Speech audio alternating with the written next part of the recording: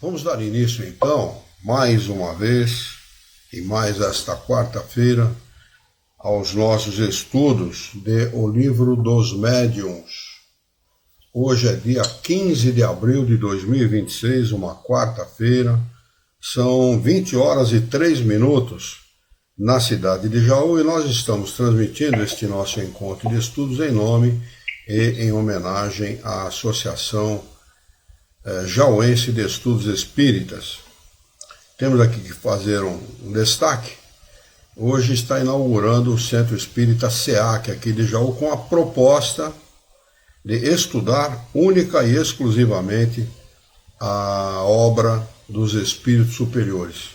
Nós desejamos que os bons espíritos os estimulem, os inspirem e que eles realmente adotem esse caminho, que é um caminho pedregoso, difícil, mas é o caminho verdadeiro, porque estuda a doutrina dos espíritos, e não essas fantasias que tem por aí, né? Como só ia acontecer na maioria dos centros espíritas, que de centro espírita mesmo, rigorosamente, é só a placa da frente.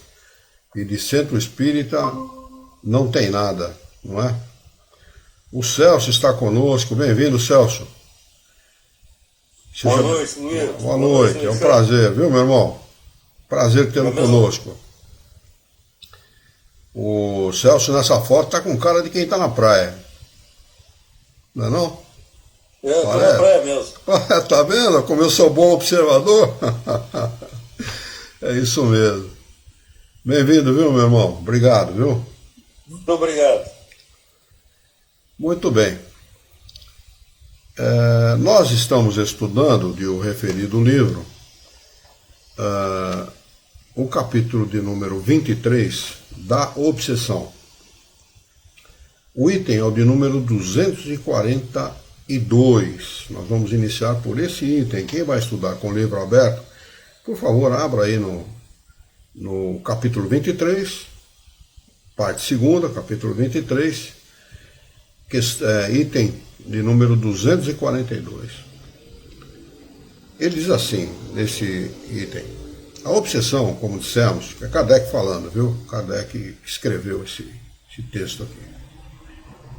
É um dos maiores empecilhos, ele chama de escolhos, da mediunidade.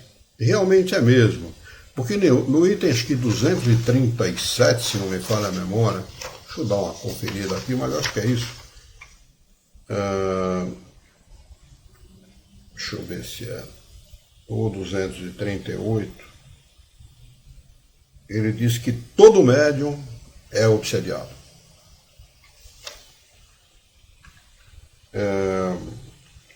Todos os médiuns são obsediados. E isso não é rigorosamente um empecilho para a prática da mediunidade. Basta que o médium mude o seu posicionamento, se coloque de forma a não servir a esses espíritos, né?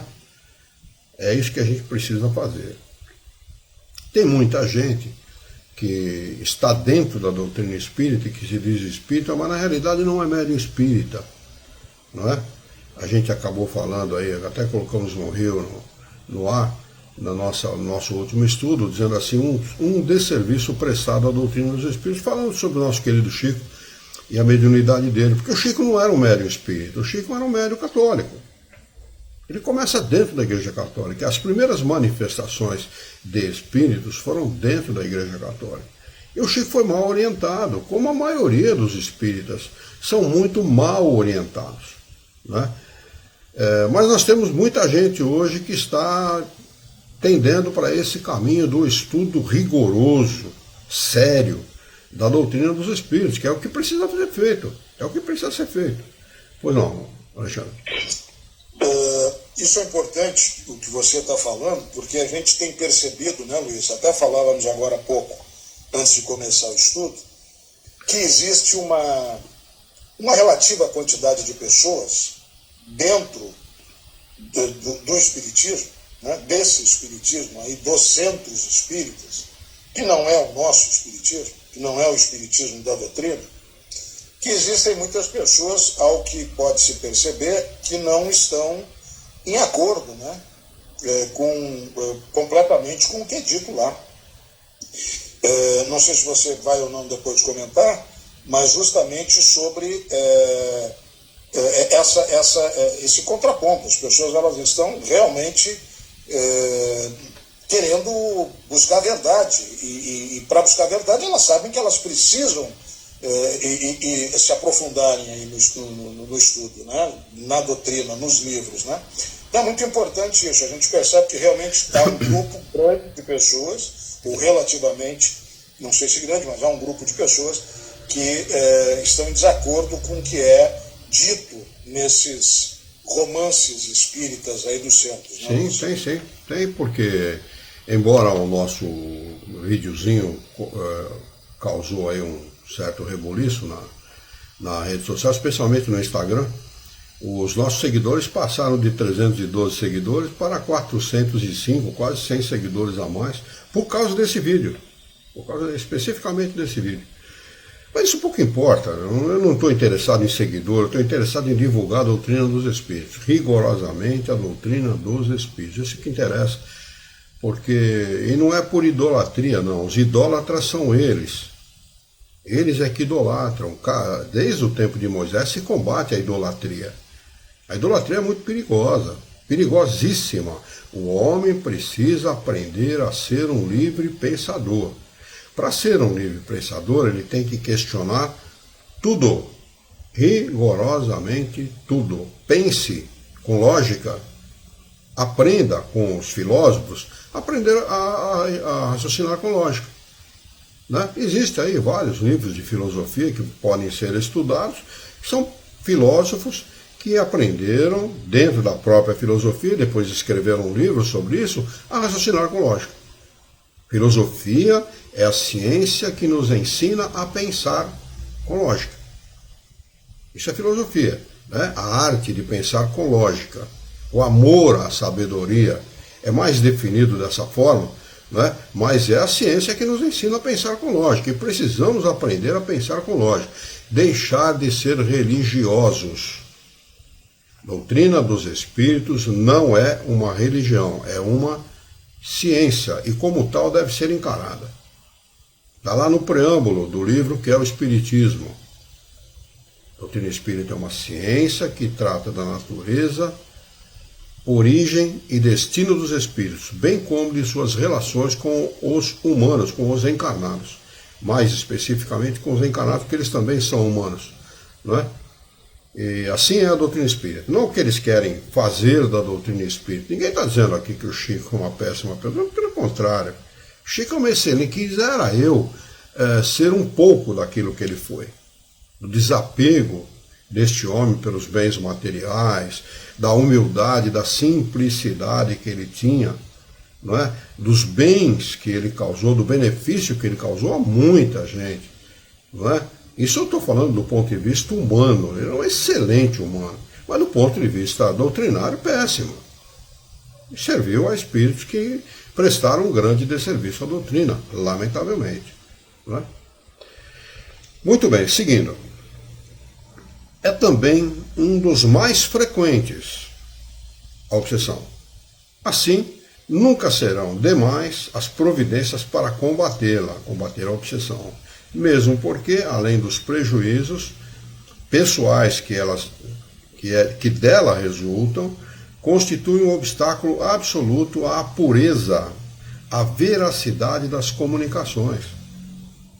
A pureza e a veracidade, porque é muito raro, ou quase não existe, o médium que reproduz puramente aquilo que o espírito ditou. É raríssimo.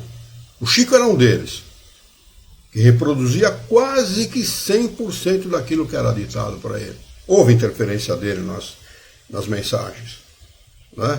Esse negócio de departamentalizar lá o nosso lar, departamento disso, departamento da cabeça dele. Ele era um cara que trabalhava na prefeitura é departamentalizada. Né? Então isso era da cabeça dele. Mas isso é natural, é normal, isso é passável. Tá certo? O Chico foi um excelente médium, excelente. Tanto que ele, as cartas às mães do Chico, uma coisa assim, que ele escreveu, uma coisa extraordinária, fabulosa, né? A gente não pode negar isso. Como ser humano, um sujeito especial. Mas, como espírita, zero à esquerda. Né? A obsessão, em qualquer um dos seus graus, sendo sempre o resultado de um constrangimento, e não podendo jamais esse constrangimento ser exercido por um espírito bom, segue-se que toda a comunicação dada por um médium obsedado é de origem suspeita e não merece nenhuma confiança. Nenhuma. Por isso que Kardec se cerca de toda a segurança, da margem mais rigorosa de segurança possível. E ele demonstra claramente nos seus escritos que ele era muitas vezes contrário à ideia dos espíritos, uma delas a reencarnação. Ele era contrário a essa ideia, a ideia que Hipólito Leão Denizar Rivaio, o professor Rivaio, tinha sobre reencarnação, não tinha nada a ver com aquilo que os espíritos ensinaram para ele. Ele fala isso nos seus escritos, leiam lá, está na obra dele, na obra que ele escreveu, que ele codificou. Né? Então ele diz assim, depois que os espíritos me ensinaram o que era a reencarnação, eu entendi a lógica do ensinamento deles e passei a aceitar. Deixei de lado as minhas ideias e passei a aceitar o que os espíritos superiores estavam ensinando. Isso tem um nome, chama-se a capacidade de se raciocinar com lógica. Um livre pensador pensa assim, ele não fecha com nada, com absolutamente nada, não tem que fechar com nada, coisa nenhuma, com nenhum dos ensinamentos. Você tem que raciocinar, passar pelo funil da razão tudo aquilo que é ensinado e aceitar com lógica. Se não estiver dentro da sua capacidade de entendimento, simplesmente não aceite. Postergue. Relegue a posteridade ao entendimento e aceitação daquilo. Depois, mais maduro, né, vai compreender melhor a doutrina dos espíritos, então você vai aceitar ou não. Porque os espíritos estão pouco preocupados se você está aceitando, se as pessoas aceitam aquilo que eles ensinaram ou não. Pouco se preocupando.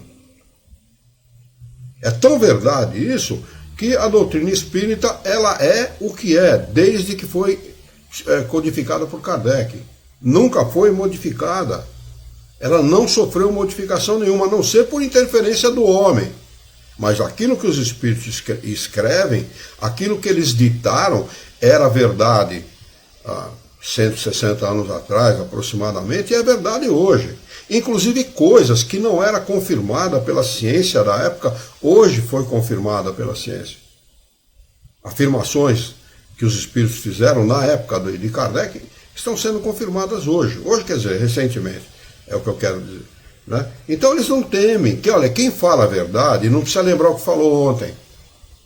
Isso é um ditado perfeito. Quem fala a verdade não precisa memorizar o que falou, nem lembrar o que falou ontem, porque ele, como é verdade, ele vai repetir sempre a mesma história.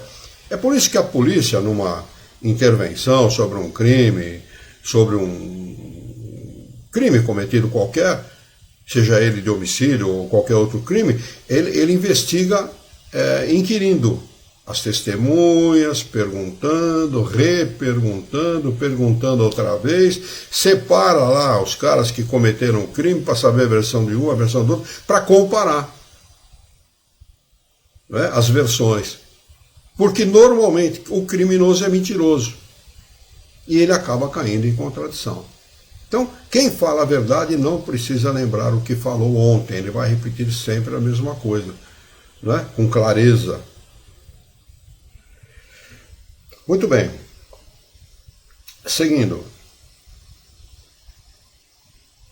Se, por vezes, se encontrar nela algo de bom, é necessário restringir-se a isso e rejeitar tudo que apresenta o menor motivo de dúvida. Né? A gente deve conhecer de tudo, sempre, leia de tudo, leia livros de biografia, de pornografia, leia livros de tudo, porque sempre há o que retirar de bom daquilo que foi escrito por alguém. Não é? A não ser esse satanismo, essas coisas que não tem nada que presta mesmo, é escrito por gente doente, por doentes mentais, né? E coisas que comunistas escrevem também, normalmente são doentes mentais. Mas fora isso, existe muita coisa a ser aproveitada dentro daquilo que é escrito pelo homem. Então, não existe índex espírita como existe índex católico, do catolicismo, livros proibidos, não existe isso dentro do espiritismo. Ao contrário, se recomenda-se que as pessoas leiam de tudo. Mas primeiro conheça a doutrina espírita, para depois você fazer um julgamento apropriado daquilo que você está lendo. Não é? Aí você vai fazer um julgamento com valor, com conhecimento de causa. Este é o certo, não é? Ou pelo menos o recomendável. Não é? 243, item. Reconhece-se a obsessão pelas seguintes características. Prestem atenção. Primeiro, insistência de um espírito em comunicar-se, queira ou não o médium, pela escrita, pela audição, pela tipologia, pelo barulho, né? Tipologia é isso, e etc., opondo-se a que os outros espíritos o façam. Segundo, ilusão que, não obstante a inteligência do médium, o impede de reconhecer a falsidade e o ridículo das comunicações recebidas. Essa é a fascinação. Terceiro, crença na infalibilidade e na identidade absoluta dos espíritos que se comunicam e que, sob nomes respeitáveis e venerados, dizem falsidades ou absurdos. O idólatra tem esse problema de entender isso. Quando a pessoa, especialmente, estou falando de doutrina espírita, porque é o nosso assunto aqui, né? Dentro da doutrina espírita, a pessoa passa a idolatrar. Nós temos aí palestrantes que são idolatrados, gente que psicografa livro que é idolatrado, gente que médium que é idolatrado e tal. Nós temos aos montes, né? Entendeu? Quando a pessoa idolatra aquela pessoa, ela admite que tudo que ela fala é verdade. É a mais pura verdade. O que não se deve fazer nunca, nunca se deve perder o senso de julgamento. Para ter um bom senso de julgamento, é preciso conhecer a doutrina espírita. Aquilo que foi ditado pelos espíritos superiores a Kardec, a Hippolyte Léon Denisard Rivail. Sem isso, você não vai ter capacidade de julgamento e vai passar a aceitar, por ignorância, aquilo que é escrito, aquilo que é falado, aquilo que é dito numa palestra. Vai passar a aceitar. Infelizmente, é assim. Então, alerte-se. Né? Procure o melhor para você. Procure o melhor para a sua vida. Não caia na esparrela de aceitar afirmações de espíritos pseudo-sábios. Eles ensinam meias verdades. Né? O negócio deles é dominar, pelo prazer de dominar. Não tem gente que é assim, aqui no mundo, na história da humanidade, tem um monte de gente assim. Dominar pelo prazer de dominar. Dominar um povo, dominar um grupo de países, dominar o mundo inteiro. Tem tanta gente que já tentou isso, simplesmente pelo prazer de dominar, sem necessidade nenhuma de fazer isso. E quantos milhões de pessoas não morreram por isso? Então é muito perigoso você dar ouvidos a esse tipo de espírito. Leia lá, a gente sempre repete isso porque é importante. Conheça a escala espírita, questão 100 e seguinte do Livro dos Espíritos. Eles estudam cada um dos tipos de espíritos que existem. No nosso mundo é muito comum o espírito pseudo-sábio. Porque o nosso mundo está eivado, contaminado pela maldade. Contaminado. Então o espírito desencarna, não pense que ele vai virar santo, não vai. Ele vai continuar sendo a mesma porcaria que ele era. A mesma porcaria e pior. Ele está, para a maioria das pessoas, ou para um bom número de pessoas, invisível. Ele se infiltra, ele se imiscui no meio dessas pessoas e começa a ditar coisas, a fazer coisas e a iludir as pessoas, a tomar conta de um grupo de pessoas. Isso acontece em centros espíritas, que se acham privilegiados pela comunicação de determinados espíritas, que se afirmam Jesus, Maria de Nazaré, São Pedro, São Paulo, São João, e assim sucessivamente. Eu não estou exagerando. Está assim de centro espírita que recebe comunicação de espírito desse tipo e acha que é verdade, e acha que é a realidade. Tem gente que se dedica a estudar os 4 evangelhos de Rustang, que é o maior embuste que existe, ditado por espírito. O maior embuste. É a maior falsidade que pode haver, são os 4 evangelhos de Rustang. E tem gente que dá ouvidos para isso. São os idólatras. Infelizmente, a gente fala isso com tristeza, não é com alegria não. Porque o movimento espírita brasileiro, o movimento espírita em geral, brasileiro ou não, poderia ser o maior movimento de transformação social do mundo. Porque esse é o propósito da doutrina. Ele vai alcançar esse propósito. O espiritismo vai alcançar esse propósito. Mas estão adiando isso, postergando isso o máximo possível, para que a grana possa continuar entrando. E não é pouco não. O lucro é muito grande. Você dominando pessoas que têm sentimento de culpa, porque é isso que leva alguém a dar dinheiro nas igrejas, você tem um lucro muito grande. E esses caras vivem disso, do prestígio social, do prestígio político, do prestígio econômico que eles têm. Então livre-se disso. Deus não condena ninguém, céu e inferno não existe. Deus nem condena nem perdoa. Deus ama. Apegue-se a isso, porque este é o propósito da vida. Nós temos que aprender a praticar isso, esta confiança em Deus, irrestrita em Deus, no Criador. A quarta, que ele coloca aqui como característica: aceitação pelo médium dos elogios que lhe faz os espíritos que se comunicam por seu intermédio. Olha, e o pior dos elogios não é só dos espíritos, é dos encarnados. O cara começa a acreditar que realmente ele é bom. Aí ele começa a se perder. Aí que ele começa a se perder. Vaidade. Vaidade é um dos maiores empecilhos de palestrantes, médios de uma forma geral. Quinta característica: disposição para se afastar das pessoas que podem esclarecê-lo. E fazem mesmo. Sexta: levar a mal a crítica das comunicações que recebe. O idólatra faz isso. Se você faz uma crítica a uma pessoa que ele idolatra, mas ele vem com 10 pedras em cima de você. Ele não vai procurar a verdade. Uma pessoa de mais de 4.400 visualizações neste pequeno vídeo que eu estou falando, que eu coloquei na internet, um desserviço prestado à doutrina espírita. Uma única pessoa, uma mulher, que eu não sei se é jovem ou não, perguntou assim: em que livro está isso que você está falando? Uma única. Eu falei que o Emmanuel ameaçou a vida do Chico, ele falou: em que livro está isso? Se ela tivesse prestado atenção no vídeo, ela tinha observado que eu falei o nome do livro no vídeo. Aí eu respondi para ela: o livro é Emmanuel e você encontra na internet gratuitamente. Não sei se ela foi procurar ou não, ela não falou mais nada, né? Mas uma única. Ninguém vai procurar saber se realmente é verdade. Olha, tem várias passagens do Chico que denota que ele era um cara bom. Por exemplo, ele estava comemorando 50 anos de mediunidade e um entrevistador faz a ele uma pergunta capciosa, maliciosa, com objetivos escusos, capciosa mesmo.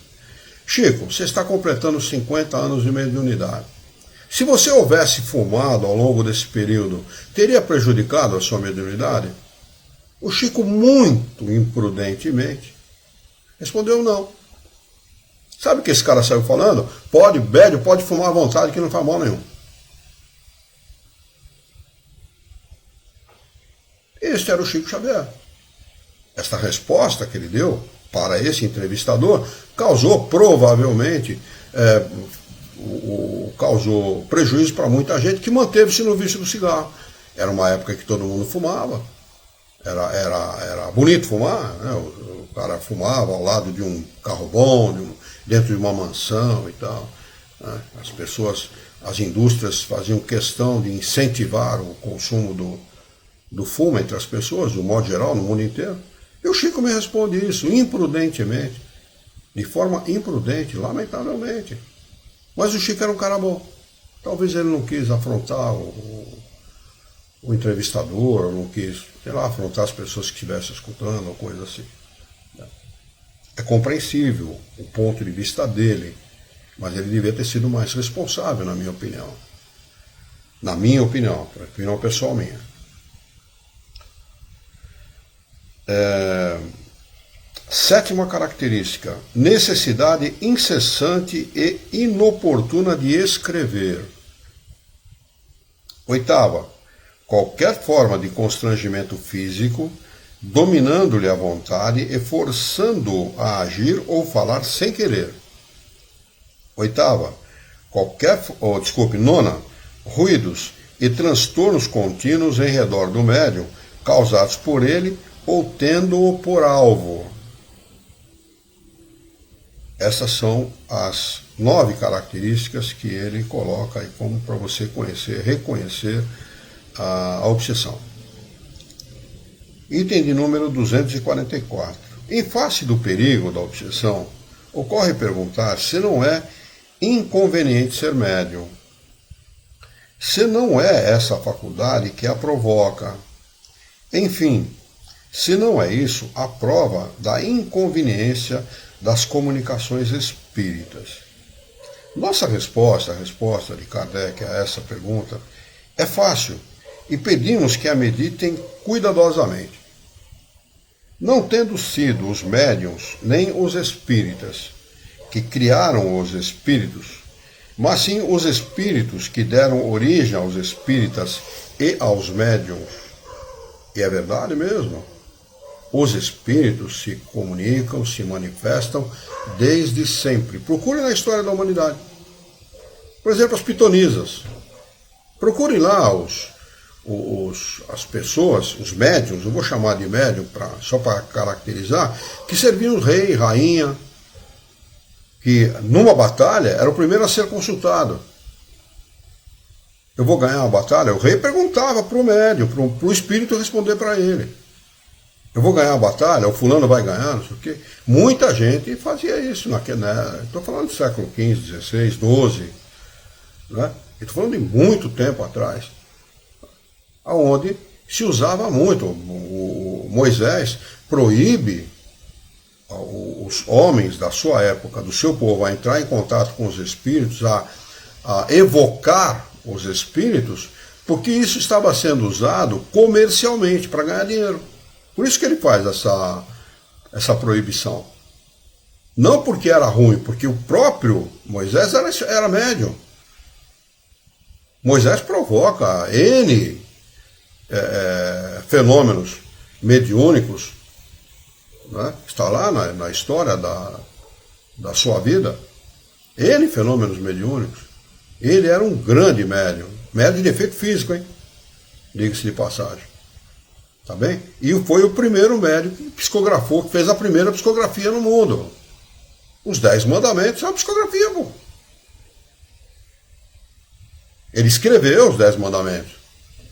Aí diz lá que ele desceu com as tábuas e tal. Né? Mas é uma psicografia. Alguém ditou para ele, um espírito desencarnado ditou e ele anotou. Aliás, a única coisa que tem origem divina no trabalho de Moisés são os 10 mandamentos.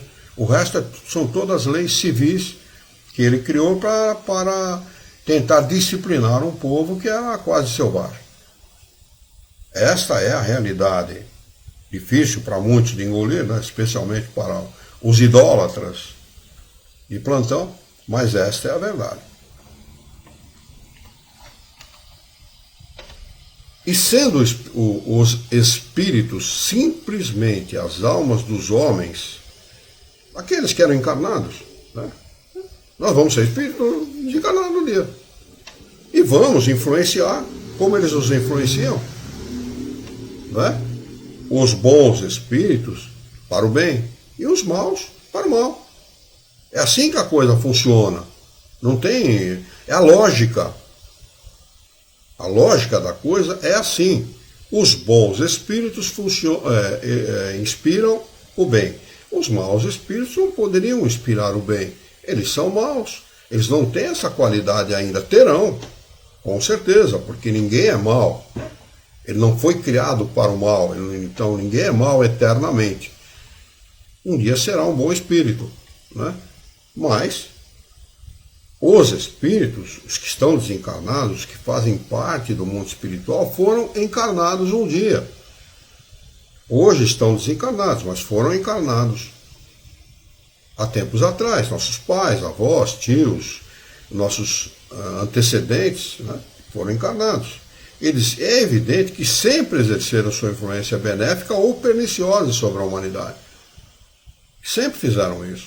Há histórias, N histórias de pessoas que foram influenciadas por esses espíritos e fizeram muito bem e muito mal para a humanidade. Muito bem e muito mal. Aliás, Hitler, ele era muito supersticioso e místico. Ele destina um grupo de nazistas a fazer pesquisas místicas sobre a origem do povo ariano, da raça ariana, que era de origem não sei aonde lá e tal. Mas são pesquisas místicas. Ele era um místico, cara. E era um maluco de carteirinha, obsediado até a tampa. Ele e seus generais lá, todos eles, o da propaganda, aquele que era seu sucessor virtual, daquele grandão, esqueço o nome dele, esqueci o nome dele agora, né? Mas eram todos grandes pessoas obsediadas. O Tojo, por exemplo, o japonês, um cara inteligentíssimo, mas obsediado até a tampa.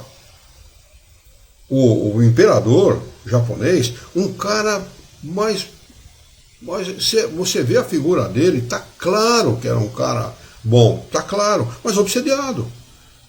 Porque enveredou por um caminho que não devia, o caminho da vaidade e do orgulho. O povo japonês é extremamente orgulhoso. Eles queriam dominar a China, porque eles não têm território, é uma ilhazinha. Então eles queriam dominar a China. Invadiram a China, fizeram um monte de burrada, mataram um monte de gente. Examine na internet lá a Guerra de Nanquim. Né? Conheça esse fato histórico, você saber o que era o japonês. O japonês nunca foi bonzinho, não. Pelo contrário, a Guerra do Pacífico, na Guerra do Pacífico, os Estados Unidos, para tomar o Pacífico da mão dos japoneses, que eles dominavam a maioria das ilhas, morreu muita gente em batalhas sangrentas. Sangrentas. Eles eram tão idólatras, o japonês era tão idólatra, não tem só idólatra entre os espíritas não, viu? Tem idólatra de todo jeito. Eles eram tão idólatras que eu me lembro dessa reportagem, eu era moleque na época, 1970, 70 e alguma coisa, tinha 18, 19 anos, houve uma reportagem que encontraram um soldado japonês escondido numa ilha. E quando o encontraram, quando entrevistaram ele pela primeira vez, ele perguntou se a guerra, em que pé que estava a guerra, se o Japão tinha ganho a guerra. 30 anos depois do final da guerra. 30 anos depois. 70 e alguma coisa. Falou, não, o Japão perdeu. Como perdeu? O Japão nunca perdeu guerra nenhuma. O Japão não vai perder a guerra, o nosso imperador não vai permitir. Desse jeito ele se manifestou. Olha o nível de idolatria que uma pessoa pode desenvolver em relação a um encarnado ou a um desencarnado. E isso é histórico na humanidade. É histórico. O homem precisa se preservar da idolatria. Ninguém merece ser idolatrado. Ninguém. Encarnado ou desencarnado. Nós temos que ter um raciocínio lógico a respeito das coisas. Lógico. Por que nós devemos crer em Deus? O que nós devemos? Primeiro, que nós devemos saber dele. E segundo, que não é efeito sem causa. Isto é um raciocínio lógico para que nós acreditemos em Deus. Se o homem não fez, alguém fez. Este alguém só pode ser um ser superior. Olha, os próprios indígenas sabem disso. Eles entendem isso que eu estou falando. Por que não o homem não raciocinar a esse respeito? Nós não devemos acreditar em Deus porque um padre falou, um palestrante espírita falou, porque um pastor falou, absolutamente. Não há efeito sem causa. Isto é uma lei, não só uma lei material, como uma lei espiritual. E uma das maiores leis do universo, que mostra claramente a existência do Criador. Eles seguem. Só para não deixar passar batido, era Goering a quem você se referiu, Goering, né? Hermann Goering. Eu pesquisei aqui, era Goering. Eu não me lembrava, não me lembrei no momento o nome dele. Hermann Goering. É um general que era virtual substituto em caso de morte do Hitler, e Adolf Hitler era o virtual substituto de Hitler. Dirigia a Luftwaffe, né, que era que promovia a guerra aérea, e ele prometeu tomar a Inglaterra em 10 dias, em 20 dias, e não conseguiu ganhar essa guerra, graças a Deus. Bendito seja Deus por isso, porque se ele tivesse tomado a Inglaterra, ou a gente estava falando alemão ou japonês hoje. Mas vamos lá, seguindo em frente. A faculdade mediúnica é para eles, os desencarnados, os espíritos, apenas um meio de se comunicarem. E na falta dessa faculdade, eles se comunicam por 1000 outras maneiras mais ou menos ocultas. Não depende só do médium para se comunicar. Eles não dependem, existem 1000 maneiras de se comunicarem. 1000 outras maneiras de se comunicarem. Então, mediunidade não é fator de obsessão. Nem os espíritos são fatores de obsessão. O mau espírito, sim. E a má conduta moral, sim. Mas não a mediunidade. Seria errôneo, pois, acreditar que os espíritos só exercem sua influência através das comunicações escritas ou verbais. Essa influência é permanente. E os que não se preocupam com os espíritos, ou nem mesmo creem na sua existência, estão expostos a ela como os outros, e até mais do que os outros, por não disporem dos meios de defesa. Quando você sabe como se defender de um ataque, você tem mais armas para se defender. Agora, quando você não sabe, como é que você vai se defender? Ah, mas eu não acredito nessas coisas. Não importa, amigo. Não importa. Você vai ser influenciado da mesma forma.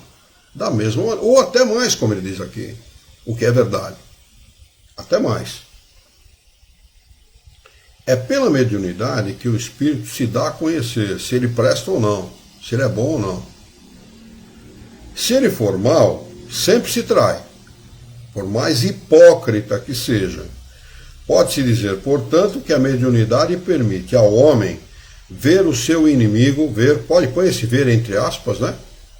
Face a face. E como ele manifesta o que ele é, ele vai acabar se traindo, um momento ou outro ele vai acabar se traindo, você vai saber com quem você está lidando. E sabe mesmo, eu entrevistei, olha, eu não sei, na minha vida dentro de centro espírita, eu não sei quantos eu entrevistei. Pode ser que seguramente mais de 50, né? Seguramente. Tá certo? E eles mostram a cara mesmo. E às vezes ameaçam a gente. Quando você descobre o que eles ameaçam. Eu vou fazer tal coisa. E eu respondia para eles, olha, faça mesmo, que você vai me dar a chance de melhorar. Como ser humano. Se você me prejudicar, sabe o que você está fazendo para mim? Um grande favor. Você vai me dar a chance de me melhorar. Eu vou identificar que você está me prejudicando, eu vou procurar melhorar. Eles ficavam bravos pra caramba, porque aí você pega os caras no pulo, né? Eles ficam bravos com a chuchu, tá certo? Não tem que ter medo de desencarnado, não. Um cara desencarnado é um cara qualquer que não tem corpo.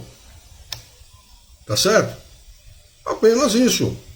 Se você tem a sua moral elevada, se você tem autoridade moral, você manda em encarnado e em desencarnado. É o que você tem que ter. Agora, não queira mandar num encarnado ou num desencarnado se você não tiver autoridade moral. É que nem mau pai ou uma má mãe. Como é que vai mandar no filho se não tem moral para isso? Como é que vai mandar no empregado se não tem moral para isso? É um cara que dá mau exemplo, tem um mau comportamento moral, é um cara de uma moral baixíssima. Como é que ele vai ter autoridade para mandar? Então é por isso que os espíritos ensinam que procure ter a sua moral elevada. Procure desenvolver uma moralidade alta. Porque aí você impõe uma barreira natural. Uma barreira natural, não precisa ninguém ensinar você, não. É uma barreira natural. A alta moralidade, o bom comportamento moral, cria uma barreira natural. Você vai ser influenciado? Vai, normalmente. Só que como você tem a sua moral elevada, não adianta o cara querer te influenciar para levar você para uma boate, para um prostíbulo, a encher a cara e tal, porque você não vai. Não adianta. Ele vai procurar outro freguês. Vai procurar outro tonto para influenciar. Né? Aí está toda a diferença, né? Toda a diferença. Questão moral é o que separa os homens dos meninos. Aí, exatamente. Né? Exatamente.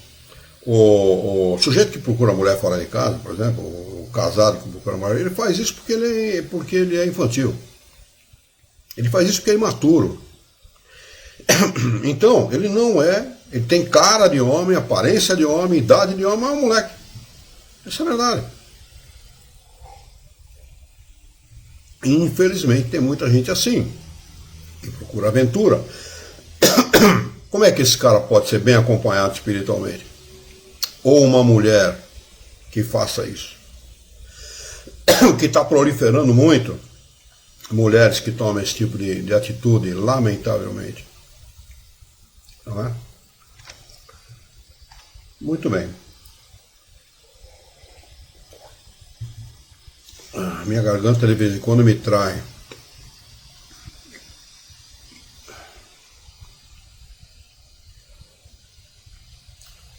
Tá. Pode-se, eu vou ler novamente porque é importante, e isso eu considero muito importante, então eu vou pedir a permissão para ler outra vez. Pode-se dizer, portanto, que a mediunidade permite ao homem ver o seu inimigo face a face, se assim se pode dizer, e combatê-lo com as suas próprias armas. Sem essa faculdade, a faculdade mediúnica, ele age na sombra, o desencarnado age na sombra. Como se fala em samba, na surdina, né? Na escama, como fala o malandro. Né? Normalmente um cara que não tem coragem, ele age dessa forma. Ele fala pro cara, eu vou te matar. E o cara não espera, quando menos espera, toma uma facada nas costas.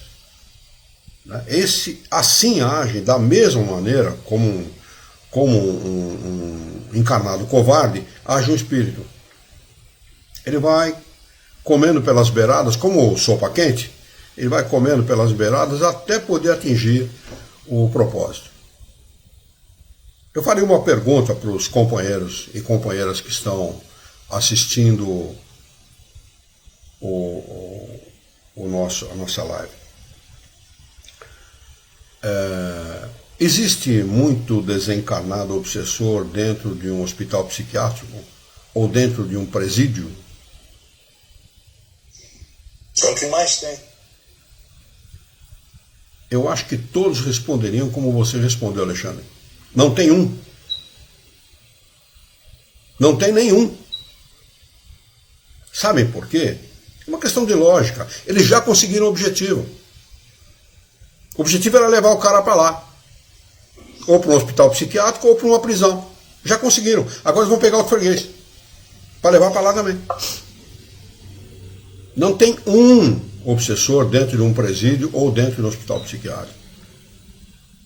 Tá? Eles estão procurando freguês aqui fora para levar justamente para esse lugar. Teu microfone está aberto, Alexandre. Né? Então, atentem para isso. Os espíritos, eles ombreiam conosco. Sabe o que significa ombrear? Sabe quando você está no meio de uma multidão? Tem cara te apupando bem do seu lado, ombro a ombro. Assim estão os desencarnados conosco. Eles nos observam dentro de casa, fora de casa, no centro espírita, no trabalho, no banheiro, em todos os lugares que você está. Se você não tiver uma moral ilibada, uma moral alta, eles vão procurar um meio de te influenciar para tornar a sua vida o pior possível. Até você chegar a um extremo que leve você a sofrer muito. Sabe por que eles fazem isso? Por mero prazer. Não tem encarnado que faz isso? Fustiga a vida do colega de trabalho, do parente, do amigo, do vizinho, a tal ponto do cara cometer um absurdo. Eu vi um caso na internet, acho que ontem, a gente cansa de ver esses videozinhos, né? Que a mulher infernizou tanto a vida dos vizinhos, mas tanto, ela infernizava a vida de todo mundo. De todo mundo. Era um inferno da rua. O cara não aguentou, foi lá e deu 2 tiros na cara dela. Obsessor encarnado. Assim como tem em todos os meios os obsessores encarnados. No meio profissional, no meio social, em festas, em tudo quanto é lugar. Existem os desencarnados. Só que o desencarnado, ele age, como eu falei, na surdina, na escama. Quando o sujeito não tem esse tipo de conhecimento que nós temos, o que ele faz? Nada, absolutamente nada. É coisa da minha cabeça, isso é coisa da minha cabeça. Agora, quando você tem esse conhecimento, você fala, opa, peraí, esse pensamento não é meu. Eu não penso assim. Eu não quero agir assim. Eu não sou assim. E você muda a sua conduta. Porque a melhor das preces é a boa conduta. Jesus, quando é perguntado a esse respeito, ele disse assim, você quer fazer caridade, você quer fazer o bem? Faça ao teu próximo aquilo que você gostaria de ver feito em relação a você. Esta é a máxima de Jesus, é a máxima. Porque se todo mundo fizesse isso, não teria problema nenhum, nós não teríamos problema. Mas o que as pessoas fazem é exatamente o oposto disso. Exatamente o oposto. Por egoísmo, porque o nosso mundo incentiva o egoísmo, tá certo? Fazem o oposto. Como um sujeito que age dessa forma, prejudicando todo mundo, vai ter uma boa companhia espiritual? Não pode ter. Agora, qual é o resultado de uma vida que é conduzida dessa forma até o seu final? Nós vemos pessoas chegar ao final da vida com um tremendo sentimento de culpa. Tremendo sentimento de culpa. Eu conheci um tio meu assim, um tio meu que eu gostava muito, chamava tio Geraldo, era um italiano, Geraldo Viola, o nome dele. Ele morreu com uma escara nas costas, que dava para você enfiar os 2 dedos dentro da ferida. Ele dizia assim, o que eu fiz com a minha Eli? Eli era minha tia Elisa, espírita. Ele não, ela era espírita que não podia frequentar porque não permitia. Mas lia livros espíritas e tinha uma boa ideia a respeito de doutrina espírita.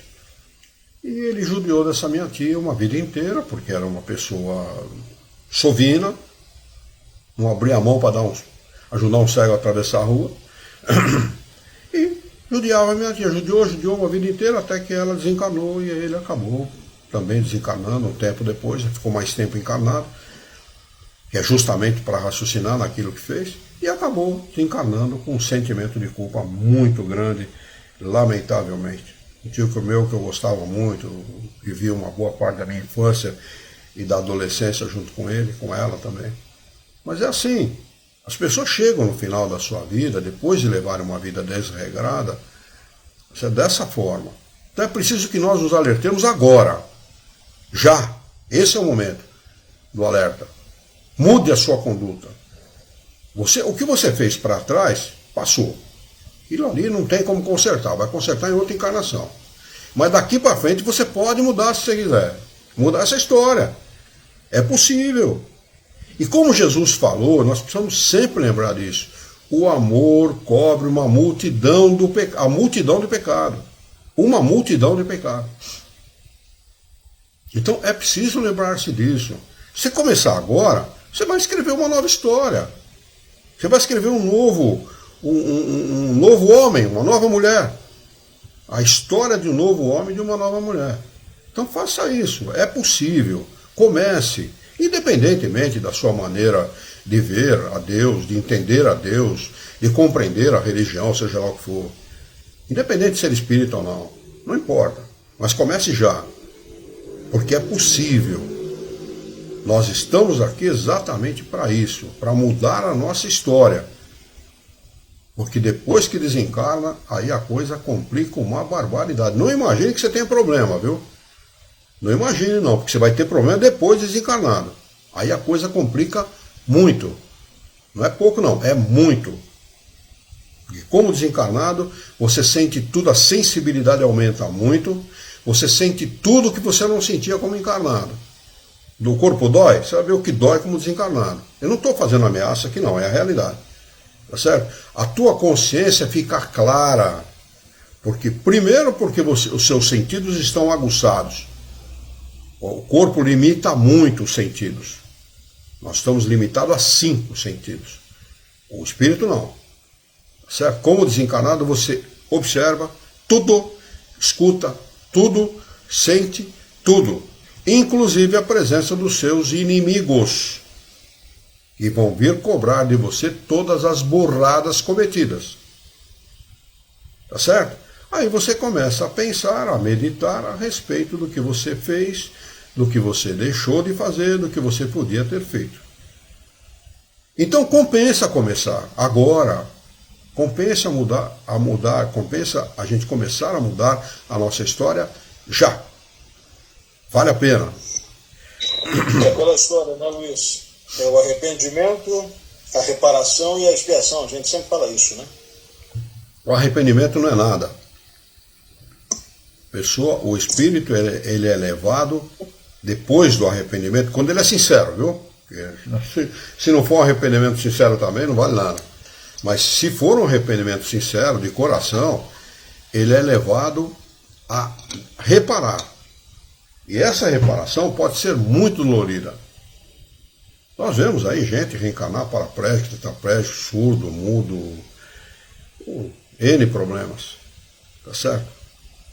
Para reparar as faltas do passado. Porque este mundo é um mundo, nunca esqueçam disso, é um mundo de expiação e provas. E como um mundo de expiação, o Espírito vem aqui resgatar as faltas do passado. Então é preciso sempre ter isso em mente. Por isso que eu repito mais uma vez, vale a pena começar já. Independentemente da sua idade, independentemente do que você pensa, independentemente da sua religião, da sua crença, seja lá o que for, a forma pela qual você encara a vida. Mude já. Confie nisso, você é um espírito encarnado e imortal, pior é isso. Nós somos espíritos imortais.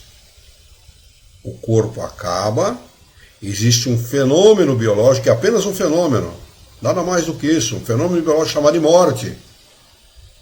Um nome muito mal empregado a esse fenômeno, porque não existe a morte, existe apenas a destruição do corpo físico, apenas isso.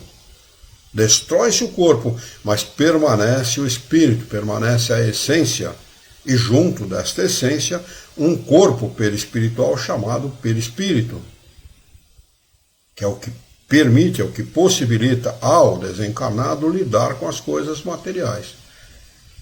Tá? É apenas isso.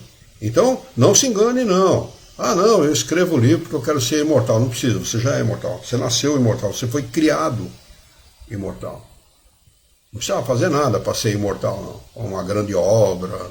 Não, eu quero registrar o meu nome na história da humanidade. Já está registrado há muito tempo.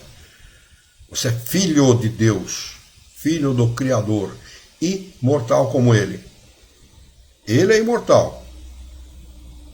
Certo? Ele é o máximo que há. Mas nós fomos criados. Ele não, é um ser incriado. Nós fomos criados. Mas depois de criado, nós não desaparecemos nunca mais.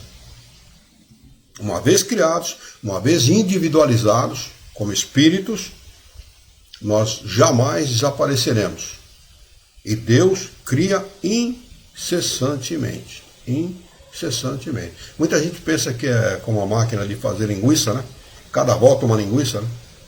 Não é não. Existe um elemento chamado elemento espiritual. O elemento material que dá origem a toda a matéria que nós conhecemos. Toda. Inclusive a matéria invisível. Existe muita matéria invisível, que hoje a ciência já está descobrindo, né? A essência da matéria. Achando que vai encontrar a essência espiritual. Não vai não. Na matéria não. Não está lá. Elemento espiritual, elemento material é uma coisa, elemento espiritual é outra, completamente diferente. Mas existe o elemento material, que dá origem a toda a matéria que nós conhecemos, e existe o elemento espiritual, que dá origem aos espíritos. É o elemento geral. E desse elemento é individualizado por um processo que nós desconhecemos, isso pertence somente a Deus. Nós ainda não temos inteligência suficiente para entender este processo. Um dia nós chegaremos a conhecê-lo e saber como isso funciona, mas ainda não o temos. Um dia se individualizará e nós saberemos como isto funciona. Mas uma vez dado, uma vez individualizado o espírito, ele é imortal. Ele vai progredir, progredir, progredir, progredir, progredir incessantemente por uma lei natural chamada lei de progressão dos espíritos e jamais deixará de existir. E vai passar, como todos nós, a colaborar nesta grande obra da criação. Todos nós colaboramos, desde o inseto, desde do grão de areia, até o homem mais culto, mais sábio que existe aqui nessa terra, todos nós colaboramos com a criação, com esta grande obra da criação. Nós não vamos conseguir acabar este item 244, eu vou pedir permissão para os companheiros, devido ao adiantado da hora, vou pedir permissão para voltar a este item na próxima quarta-feira. Deixa eu ver se alguém falou alguma coisa aqui no Facebook. O Jorge comentou o seguinte: Valdo Vieira também era um excelente médium, junto com o Chico, depois se separaram, porque ele acreditava mais na ciência dos espíritos do que do próprio espiritismo católico.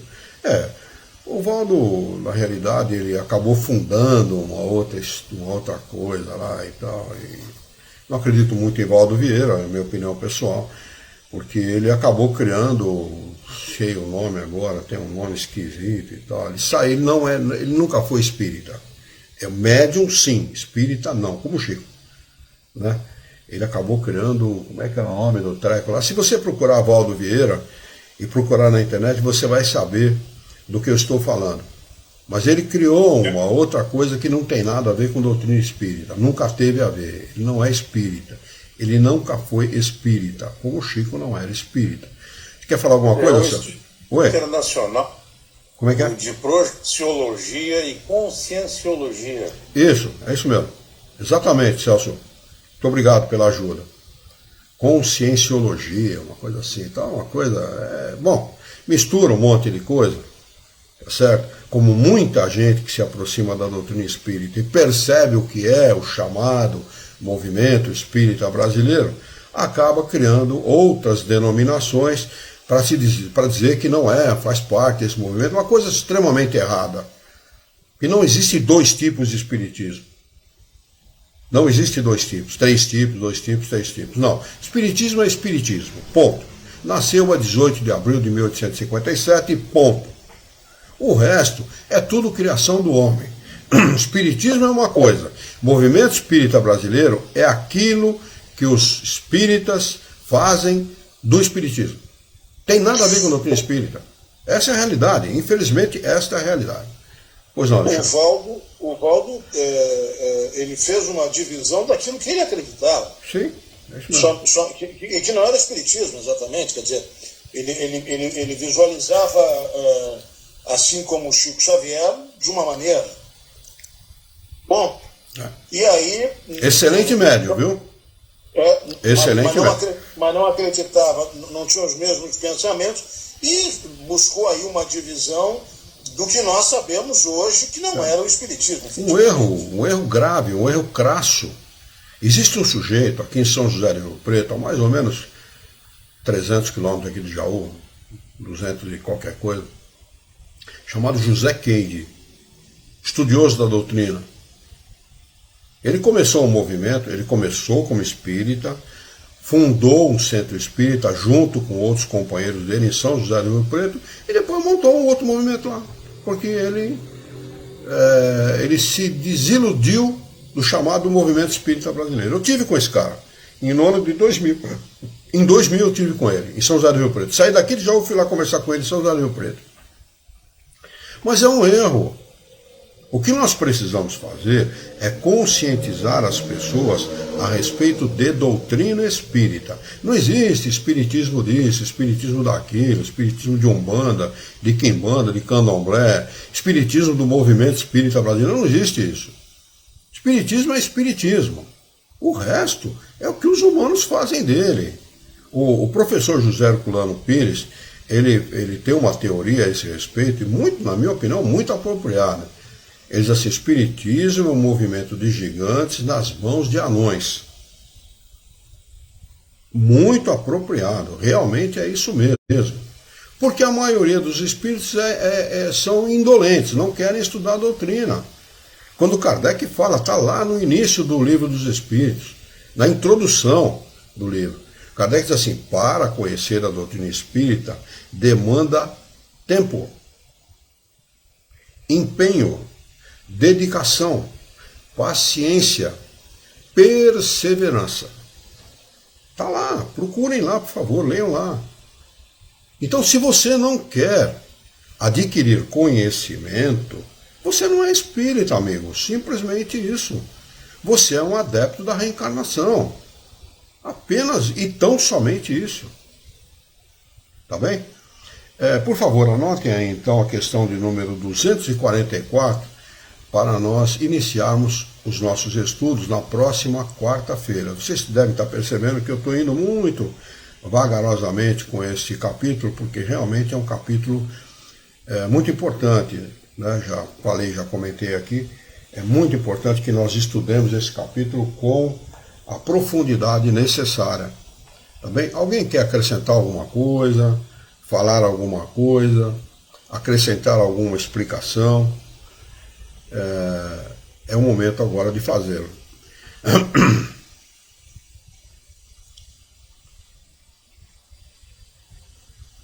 Se não tiver ninguém que queira falar alguma coisa, nós vamos encerrar os nossos estudos de hoje com a nossa tradicional prece de encerramento.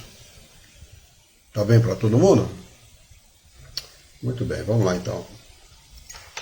Eu convido aos nossos queridos confrades, queridos amigos da nossa querida doutrina dos Espíritos, a nós unirmos os nossos pensamentos, esquecermos os nossos encontros e desencontros desse dia e mentalizarmos a figura excelsa e amiga daquele que é o nosso mestre, modelo e guia de toda a humanidade, Jesus de Nazaré.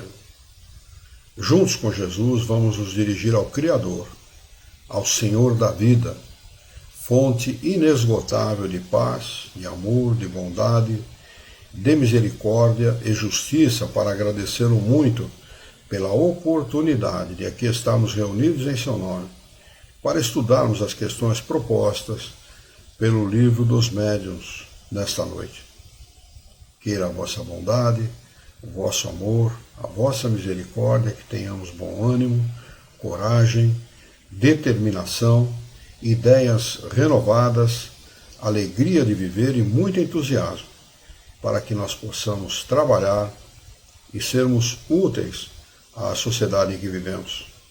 Dá-nos ainda, Senhor, a força moral de orientarmos a própria existência por um profundo e sincero respeito pelo nosso próximo.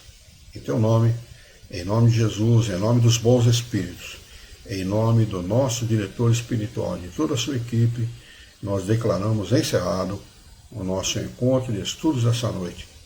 E que assim seja.